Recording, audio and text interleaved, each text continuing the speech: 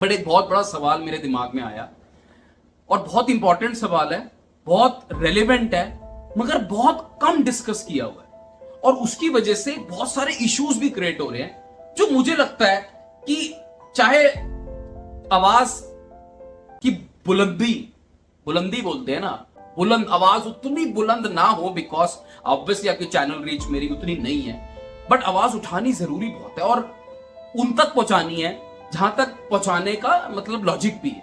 आप बोलोगे भाई ऐसी कौन सी बात है, इतना जो ड्रामा क्रिएट हो गया और इंट्रोडक्शन होगी, तो भाई मैं आपको बताता हूं, मुझे बात करनी है the Hindi dub problem with Malayalam cinema and why Malayalam cinema can be the biggest pan India industry in coming future and what is exactly stopping them and what is the whole issue.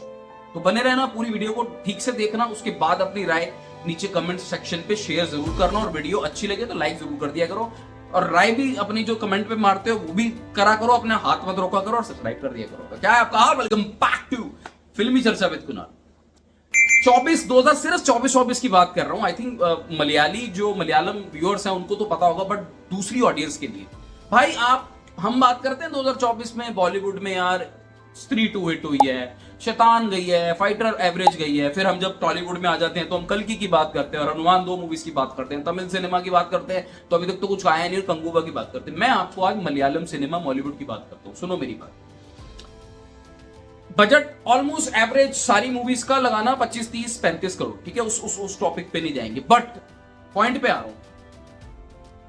Manjummel boys, Aadu Jeevitham, goat life, Aavesham, ARM, Turbo, Premalu, Kishkindha Kaandam, Bougainvillea, ब्रह्म युगम, ठीक है, वाजा, Thalavan, Malayali from India.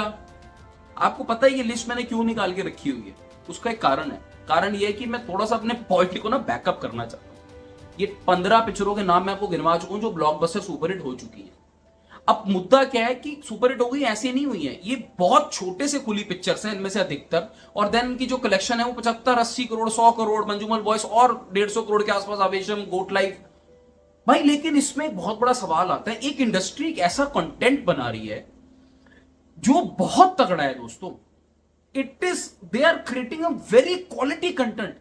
What ever cinema I am watching, for example मैंने अभी परसों तरसों जब देखी है bougainvillea, तो मैं उस मूवी को बाकी सब मूवी से तो मैं बहुत ऊपर रेट करूंगा। जब मैं उसको 3.5 स्टार देता हूं या 4 स्टार, मैं मतलब लास्ट में BGM की वजह से मैंने दिया था, तो मैं उसको मलयालम सिनेमा की और पीछे वाली जो मैंने देखी, और मैं सिर्फ ये 2024 की लिस्ट बता रहा हूं आपको मैं ऐसी मेरे पास पूरी लिस्ट पड़ी है मलयालम सिनेमा की, आपके होश उड़ जाएंगे।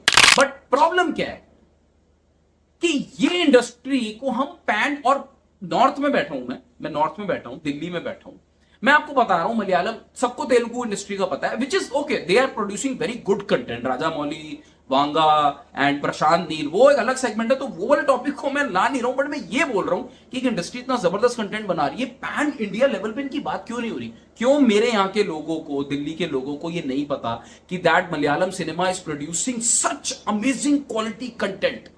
ये बिगेस्ट पैन इंडिया इंडस्ट्री बन सकती है the way they are creating, making films, their film making, their technique, their brilliance. मैं मूवीज को यार BGM, there is this guy जिसने इसमें भी आवेशम में भी म्यूजिक दिया है, BGM, सुशील श्याम समथिंग, भाई वो हम अनिरुद्ध की बातें करते हैं लोग, अरे म्यूजिक BGM देखो, ये विल सुनो, मतलब भाई आप बोलोगे क्या बंदा बजा रहा है, ट्रांस बजाया बोगनविला में, और रिक्वायर्ड था क्योंकि मेमोरी लॉस का कुछ चल रहा है सीन, स्टोरी वहां चल रही है, ट्रांस बजाया बंदे ने, ट्रांस को मैशअप किया है। यहां मुझे एक प्रॉब्लम एक और ये लगती है, थोड़ा सा मुझे ऐसा लगता है कि मलयालम सिनेमा का ये प्रॉब्लम है ना कि वो एक प्रोजेक्शन ना हिंदी ऑडियंस की बात कर रहा हूं, मुझे नहीं पता कि ये मूवीज तेलुगु और तमिल साइड में कैसा करती है, बट मुझे ऐसा जरूर फील होता है। और आई थिंक आप मुझे कमेंट सेक्शन पे you can share your views and you know whatever you want to say on this point. मुझे ऐसा लगता है कि Malayalam cinema is not even trying. देखो हिंदी डब लगाने में कितना लग जाता होगा यार, मतलब 1 करोड़ मैक्सिमम, ऐसा तुक्का मार रहा हूं, बट अगर नहीं होती है ना Hindi dub release, that means कि आपका ऑडियंस वो टारगेट नहीं है। अब कुछ सेक्शन आता है जो बोलता है भाई रिस्पॉन्स ही नहीं मिलता तो क्यों करे।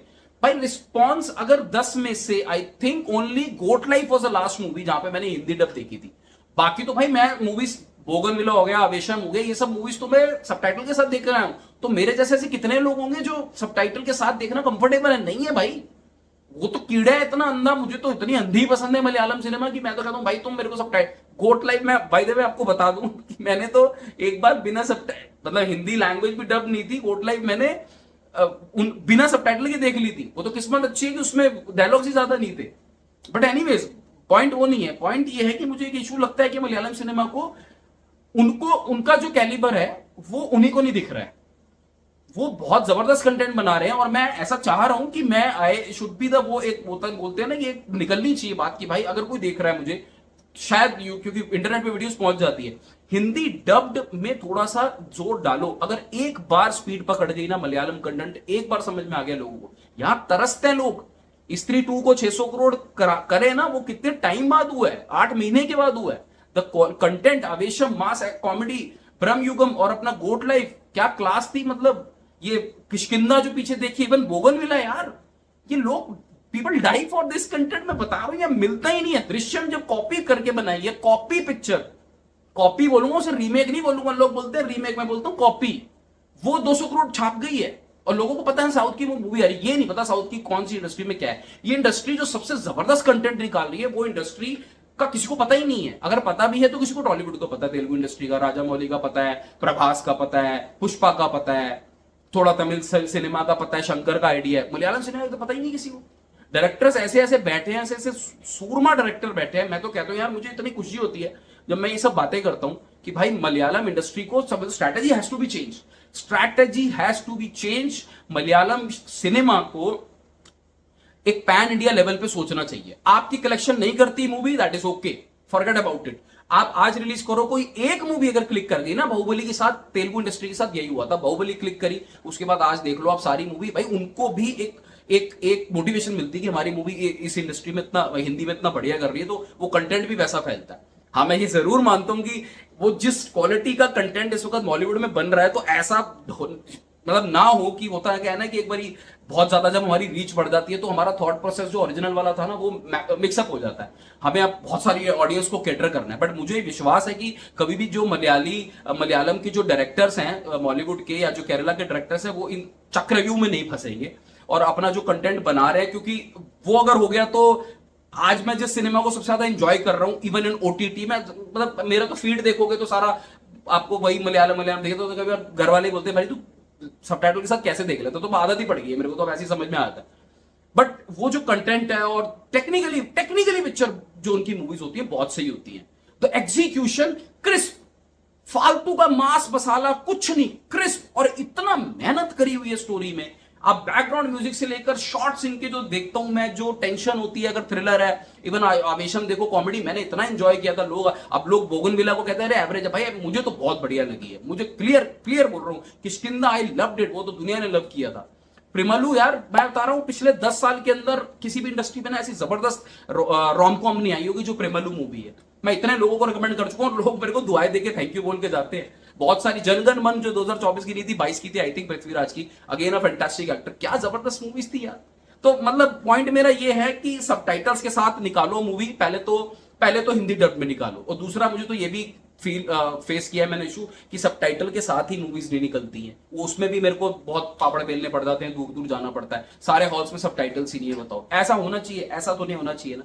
तो प्रोजेक्शन थोड़ा प्रोड्यूसर्स की तरफ से भी ना ऐसा आना चाहिए कि नहीं भाई, हमें ऑडियंस के लिए भेजनी है, कभी ना कभी क्लिक करेगी। वो कब क्लिक करेगी, क्या होगा, मुझे नहीं पता। मैं आज इतना बोल सकता हूं कि बॉलीवुड की जो मूवीज है दैट इज बेस्ट मूवीज।